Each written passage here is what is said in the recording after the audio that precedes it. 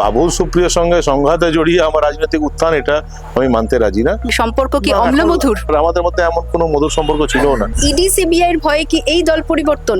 সবচেয়ে গরিব ক্যান্ডিডেট আমি। যখন আপনি তৃণমূল কংগ্রেসে ছিলেন, দল আপনাকে অনেক সম্মান দিয়েছে। আমি যোগ্য ছিলাম বলে আমাকে সে দায়িত্ব দিয়েছে। আমার প্যাশন আছে, আমার আসানসোল। তো কদিন আগে একটা ভিডিও খুব ভাইরাল হয়েছে, জিতেন্দ্র বাড়ি এলে তোমরা ঝাঁটা দেখিও, সব নতুন ঝাঁটা কিনে দেওয়া। এমন নয় যে ঘরে যে ঝাঁটায় ঝাঁট দেওয়া হচ্ছে ঝাঁটা ছিল না। 5 বছর নির্বাচন হয়ে গেছে। বিরোধীদেরকে কিভাবে রাখতে হয় সেটা আমরা আগামী 5 বছর দেখাবো। তাহলে একদিকে পুলিশ আমাকে বলছে, আমার পেছনে লেগে আছে, অন্যদিক দিয়ে অফার আসছে, চলে এসো চলে এসো চলে এসো। দ্য ওয়ার্ল্ড স্পেশাল 26-এ আপনাদের স্বাগত। আমাদের মুখোমুখি এই মুহূর্তে পাণ্ডবেশ্বরের বিজেপি প্রার্থী জিতেন্দ্র তিওয়ারি। দাদা, দাওয়ালে স্বাগত। নমস্কার। একেবারে প্রচার থেকে সরাসরি দাওয়ালের মুখোমুখি, কেমন চলছে প্রচার? ঠিকই আছে, মানুষের ভালো সাড়া পাচ্ছি, যাচ্ছি, নিজের কথা বলছি, দলের কথা বলছি, যারা সরকার আছে তাদের ব্যর্থতার কথা বলছি, গণতান্ত্রিক ব্যবস্থা যেভাবে প্রচার করা হচ্ছে সবটাই করছি। আসানসোলে যখন বাবুল সুপ্রিয় দাঁড়ান, সেই সময় আপনি তখন তৃণমূল কংগ্রেসে, এবং তাকে আটকানোর ক্ষেত্রে আপনার একটা বড় দায়িত্ব ছিল দলের তরফ থেকে, এবং রাজ্যের মানুষও তখন আপনার নামের সাথে অনেক বেশি করে পরিচিত হন। তারপর আমরা দেখলাম কাউন্সিলর, মেয়র, এই পাণ্ডবেশ্বর থেকেই আপনি যেতেন এবং দলের জেলা সভাপতি। তাকে আটকানোর মধ্যে দিয়ে কি কোথাও গিয়ে আপনার রাজনৈতিকের মানে যে কেরিয়ার গ্রাফ, তার সেই উত্থান কি মনে করেন? দেখুন, বাবুল সুপ্রিয় রাজনীতিতে আসার আগে থেকে আমার দল 2006 সালে আমি রানীগঞ্জে আমার দলের ক্যান্ডিডেট ছিলাম বিধায়কের। 2009 সালে আমি আসানসোল কর্পোরেশনের চেয়ারম্যান ছিলাম। ন্যাচারালি বাবুল সুপ্রিয়র সঙ্গে সংঘাতে জড়িয়ে আমার রাজনৈতিক উত্থান, এটা আমি মানতে রাজি না। আসানসোলের জনগণের সমর্থন যেভাবে পেয়েছি, সে সমর্থন জোরেই রাজনৈতিক উত্থান বলুন, যেটাই বলুন না কেন, আমি যদি রাজনীতিতে উত্থান বলতে কিছু হয় বলে আমি এটা বিশ্বাস করি না। মানুষের পাশে থাকা, সবসময় একসঙ্গে থাকা। হ্যাঁ, মিডিয়ার অ্যাটেনশন বলতে পারেন যে এমন কিছু বিতর্কিত কিছু হলে মিডিয়ার অ্যাটেনশন একটু পাওয়া যায়, তো সেটাকে মিডিয়ার অ্যাটেনশনটাকে রাজনৈতিক উত্থান বলতে আমি রাজি না। আচ্ছা, বেশ। এবং এখনো পর্যন্ত বাবুল সুপ্রিয়র সাথে কোনো যোগাযোগ আছে? সম্পর্ক কি অম্লমধুর? না, আমার সঙ্গে কোনো মানে লাস্ট 1-1.5 বছর কোনো কথা হয়নি। 1-1.5 বছর আগে 1-2 কথা হয়েছে, এখন কোনো কথা হয়নি, যেহেতু প্রয়োজন হয়নি। আর আমাদের মধ্যে এমন কোনো মধুর সম্পর্ক ছিল না। ন্যাচারালি কোনো ফ্যামিলি রিলেশন ছিল না। ন্যাচারালি উনি ওনার জায়গায় আছেন, আমি আমার জায়গায় আছি। তৃণমূল কংগ্রেস দলটা কেন ছাড়লেন? এবং তারপরে আমরা দেখলাম যে সেই সময় একেবারে 2021-এ দিলীপ ঘোষের উপস্থিতিতে আপনি বিজেপিতে যোগদান করেন, এবং একটা জল্পনা বলুন বা অভিযোগ বলুন সামনে আসতে থাকে যে তার বেশ কিছুদিন আগে থেকে বিজেপি হোক বা শুভেন্দু অধিকারীর সাথে আপনি যোগাযোগ রাখছিলেন। কোথাও গিয়ে ইডি সিবিআই এর ভয়ে কি এই দল পরিবর্তন? দেখুন, এই বছর এই সমস্ত ক্যান্ডিডেটদেরকে আপনি জানেন যে এফিডেভিট দিতে হয়, এবং এফিডেভিটে আপনার উপর কি কি ক্রিমিনাল কেস আছে সেটার হিসেব নিকেশ দিতে হয়, আপনার সম্পত্তির হিসাব নিকেশ দিতে হয়। পশ্চিম বর্ধমান জেলায় যারা যারা এফিডেভিট দিয়েছে, আপনি গিয়ে দেখে নেন, সম্পত্তি হিসেব নিকেশ দেখে নেন। সবচেয়ে গরিব ক্যান্ডিডেট আমি। তাহলে ইডি সিবিআই ভয় যদি থাকতো, তাহলে আজকে সবচেয়ে গরিব ক্যান্ডিডেট আমি হতাম না। এটা বলতে হয়, যে কোনো দল যখন আপনি ছাড়বেন, তখন ওই দল এই ধরনের কথা বলে। যখন রাজীব ব্যানার্জি দল ছেড়েছিলেন, তখন ওনাকে তো বলা হয়েছিল যে বনসহায়কদের জন্য অ্যাপয়েন্টমেন্টে দুর্নীতি করেছেন। পরবর্তী ক্ষেত্রে ওনাকে নিয়ে যতদিন আমি তৃণমূল কংগ্রেসে ছিলাম, তখন আমাকে আসানসোলে বলা হতো যে আসানসোলে গর্ব জিতেন্দ্র তিওয়ারি। যখন দল ছেড়ে দিলাম, তখন বললো এই ভয়ে চলে গেল, ওই ভয়ে চলে গেল। সবার একটা করে রিজনিং থাকে। কোনো পলিটিক্যাল পার্টি তো বলতে পারে না যে হ্যাঁ, একটা ভালো লোক ছিল, ভালো ছেলে ছিল, আমাদের দল ছেড়ে চলে গেছে, আমাদের দলের ব্যর্থতার কারণে ছেড়ে চলে গেছে, দলে তার স্বপ্ন পূরণ হয়নি বলে চলে গেছে, দল তার লাইন থেকে ডেভিয়েট করেছে বলে চলে গেছে। এটা তো কেউ বলে না কোনোদিন। ন্যাচারালি অন্য একটা তত্ত্ব খাড়া করতে আসে, তত্ত্ব খাড়া করা হয়েছিল। কোথাও গিয়ে কোটানকোট একটা তকমা দিয়ে দেওয়া হয়, এমন বলছেন? এটা তো পলিটিক্যালি তো এটাই। আপনি বলুন না যে বিভিন্ন রাজনৈতিক নেতাদের, যতদিন আমি তৃণমূল কংগ্রেস ছিলাম, তাহলে লাস্ট অব আমাকে তো তৃণমূল করে বের করে দেয়নি। শেষ মুহূর্ত যখন আমি বিজেপি যোগদান করছি, তার আগে অব্দি তো চেষ্টা করা হয়েছিল যাতে আমি বিজেপি না ছাড়ে, বিজেপি জয়েন না করি। তাহলে আমার বিরুদ্ধে এই ধরনের কোনো অভিযোগ থাকতো, তাহলে এই চেষ্টা কেন? আমি যে মুহূর্তে চলে গেলাম, যখন বুঝে গেল যে না আর ফিরলো না, চলে গেল, তখন এই ধরনের একটা জিনিস বলে দেওয়া হলো।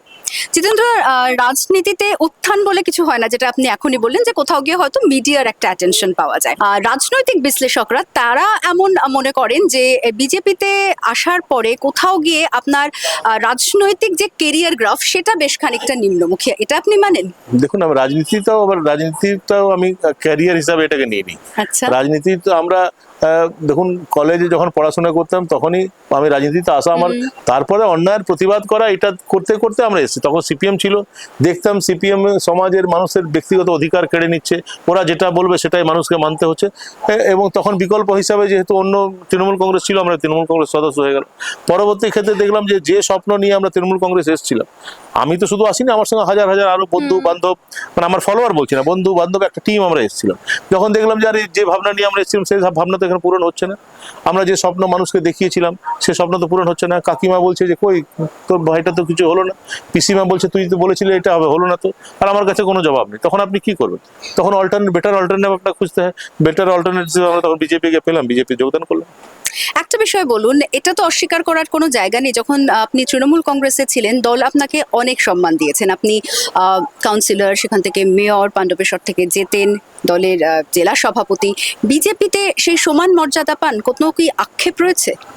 দেখুন, তৃণমূল কংগ্রেস আমাকে মর্যাদা দিয়েছে এটা যে আপনি বলতে পারেন, কিন্তু এটাও বুঝতে হবে যে তৃণমূল কংগ্রেস আমার ইমেজটাকে কাজে লাগিয়ে 2021 সালে পাঁচটা সিট বের করেছে। তার আগে তৃণমূল কংগ্রেসের কি অবস্থা হয়েছিল আসানসোলে আপনারা জানেন, এবং তারপর আমাকে মেয়র করার পর ওইটা কাজে লাগিয়ে তৃণমূল কংগ্রেস পাঁচটা সিট বের করলো। তো আমি কেন মানবো যে তৃণমূল কংগ্রেস আমাকে অনেক কিছু তাহলে দিয়েছে। তৃণমূল কংগ্রেস আপনাকে ব্যবহার করেছে? আমি ব্যবহার হয়েছি, তখন একসঙ্গে ছিলাম তো এটা তো ঠিক আছে। তৃণমূল কংগ্রেস আমাকে মেয়রের চেয়ারে বসেছিল, তো মেয়রের চেয়ারে কি এই কারণে বসেছিল যে মেয়রের চেয়ারে বসে তুমি খালি আরাম করো আর দুপুরে ভাত ঘুম দাও? তা তো দেয়নি। যখন মেয়রের চেয়ার দিয়েছিল তখন ভোর 6টা থেকে, আসানসোলে একমাত্র লিডার আমি ছিলাম যে ভোর 6টা থেকে আমি চাটাও আমার চেম্বারে খেতাম।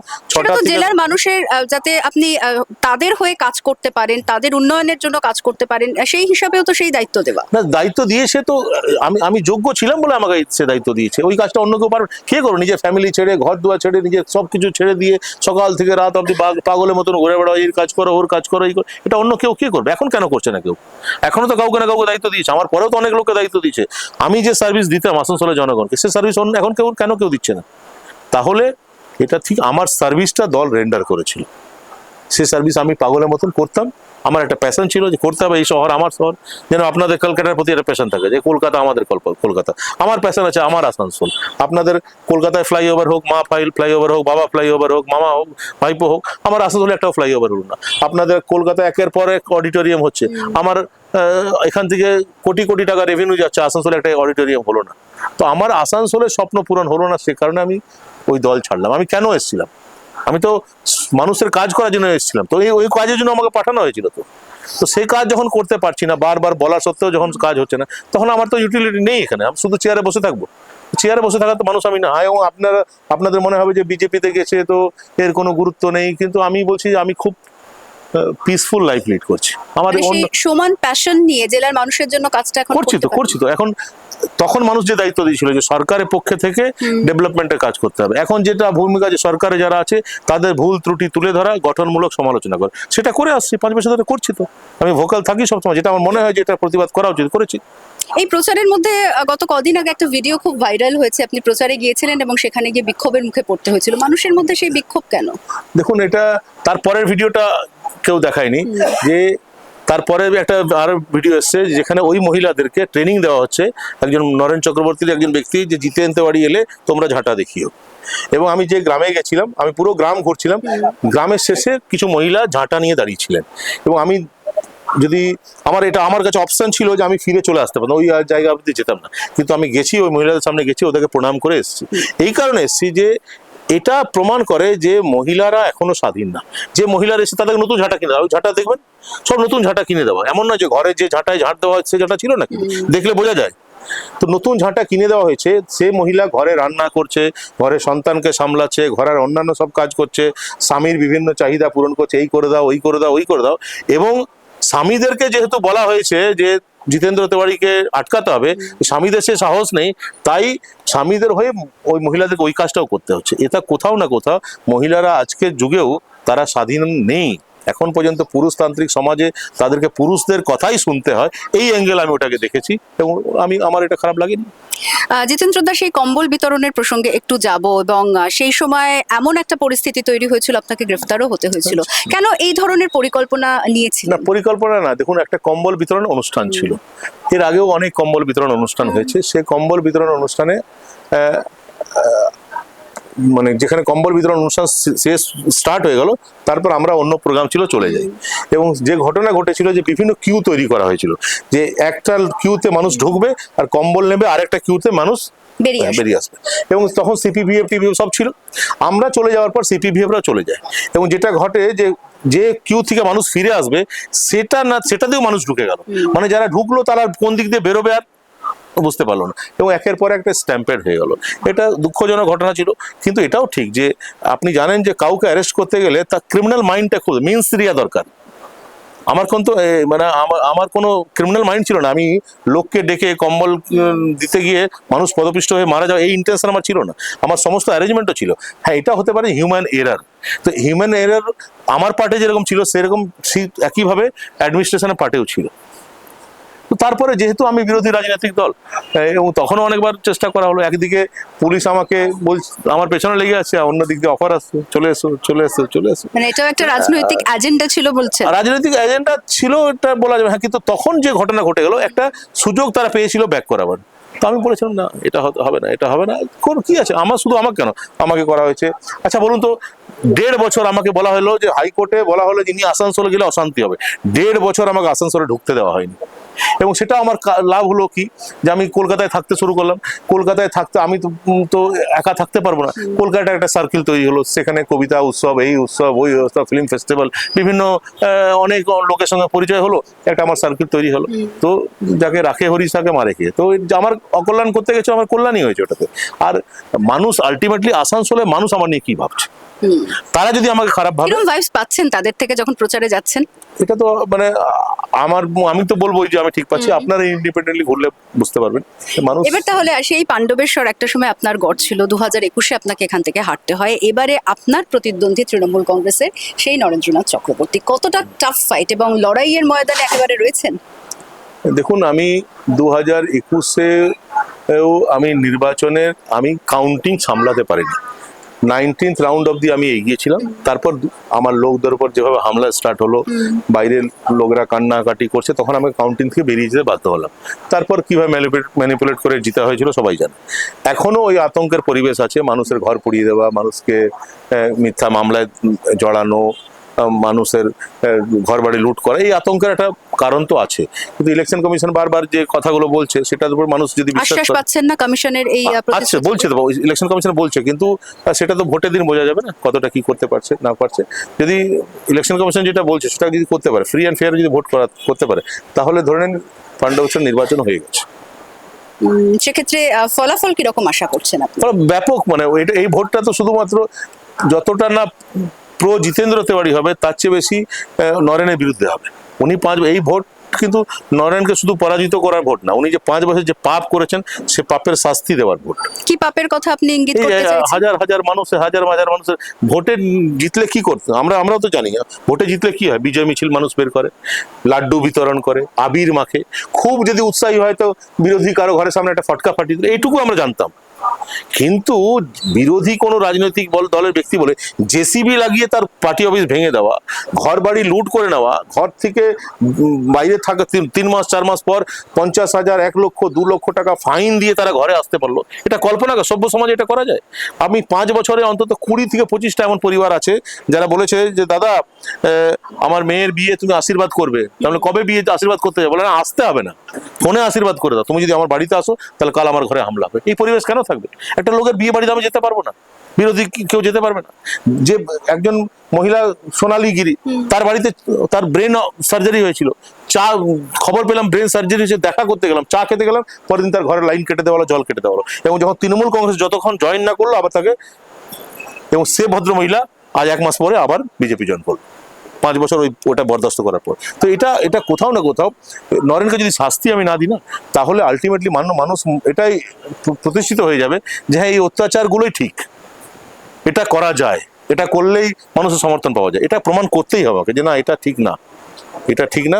বিরোধীদেরকে কিভাবে রাখতে হয় সেটা আমরা আগামী 5 বছর দেখাবো, এবং আমরা বলছি আমরা জয়লাভ করব, আমাদের সরকার হবে, এবং নরেনকে আমরা দেখাবো যে আমাদের সরকারে বহাল তবিয়তে গণতান্ত্রিক ব্যবস্থায় সুষ্ঠুভাবে ফ্যামিলি নিয়ে ও কিভাবে বসবাস করতে পারবে সেটা আমরা দেখাবো। আমরা দেখাবো যে না কারো উপর অত্যাচার না করেও মানুষকে রাখা যায়, সেটা আমরা দেখাবো। বাবা কলিয়ারিতে চাকরি করতেন, একেবারে সেই পরিবেশে ছোট থেকে বেড়ে ওঠা। যদি জেতার পর সেই সমস্ত মানুষদের জন্য, শ্রমিকদের জন্য কি পরিকল্পনা রয়েছে? না দেখুন, এটা তো আমার তো কলিয়ারি পরিবেশ আমি জানি, এবং কলিয়ারি পরিবেশেই বড় হয়েছি, তাদের সমস্যার কথাও আমি জানি, এবং আমি যতটা তাদের সঙ্গে রিলেট করতে পারি অন্যান্যরা পারবে না।